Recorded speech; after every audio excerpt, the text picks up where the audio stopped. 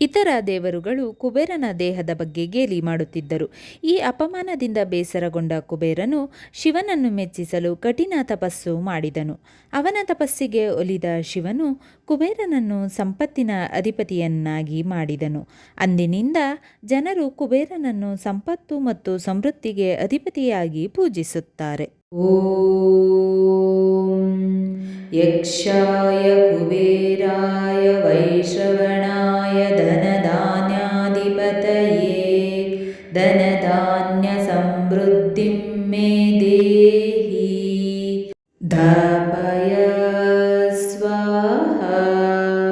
ಈ ಮಂತ್ರವನ್ನು ಕನಿಷ್ಠ 3 ತಿಂಗಳ ಕಾಲ ಪ್ರತಿದಿನ ಪಠಿಸಿದರೆ ಧನಧಾನ್ಯಗಳಿಗೆ ಕೊರತೆಯಾಗುವುದಿಲ್ಲ ಎಂದು ನಂಬಲಾಗಿದೆ.